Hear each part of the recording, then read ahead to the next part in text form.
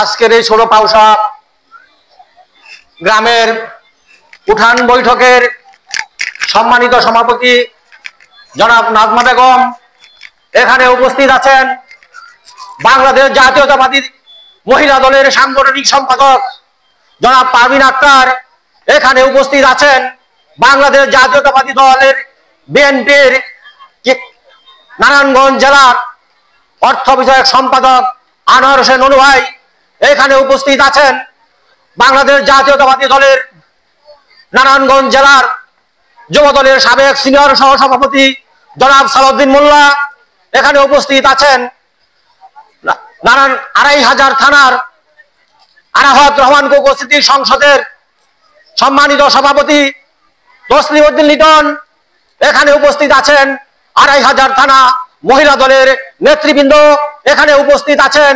আড়াইহাজার থানার ছাত্র দল, যুব দল, মহিলা দল, স্বেচ্ছাসেবক দল নেতৃবৃন্দ এখানে উপস্থিত আছেন। এখানে উপস্থিত আছেন ওই অত্র এলাকার আমাদের মা বোনেরা, আসসালামু আলাইকুম। আমি বক্তৃতার বেশি সময় নাই, আমি অল্প একটু কথাই বলে আমি বিদায় নেব। আমার কথা হইল, এখানে ২৫০০ পারভিন আক্তারের নেতৃত্বে আমরা যারা রাজনীতি করি, আমরা স্বচ্ছ রাজনীতি করি, আমরা চাঁদাবাদের রাজনীতি করি না, আমরা ওই হুমকির রাজনীতি করি না, আর চাঁদাবাদকে আমরা ভয় পাই না।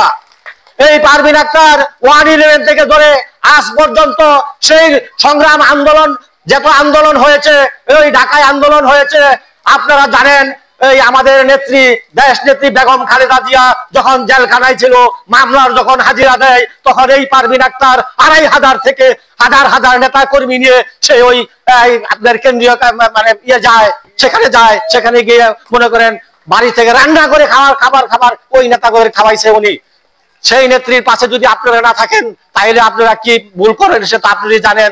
সেই নেত্রী অনেক কি করছে, ২৫০০ জানেন তার বাড়িতে অনেক ভাঙচুর হয়েছে, তারা মায়ের পর্যন্ত খাইছে।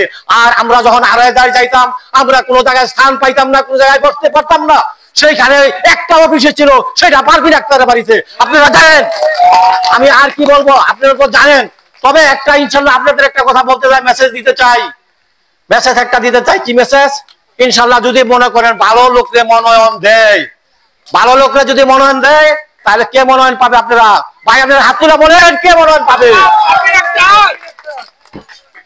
এই জন্য আপনারা সজাগ থাকবেন, কি থাকবেন, ওই যে টাকার হুমকি, উমুকের হুমকি টুমকি কেউ মানবেন না। আমাদের অ্যাক্টিং চেয়ারম্যান জননেতা তারেক রহমান আমাদের নেত্রী খবর নিয়েছে। ২৫০০ কে কি করছে সবাই জানে, ২৫০০ কে কি করছে সবাই জানে, পারভিন আক্তার কি করছে সেটাও জানে, আপনারাও জানেন। এই জন্য মনে করেন আপনারা কষ্ট করে বসে আছেন, এলাকার মানুষেরা, মা বোনেরা কষ্ট করছেন।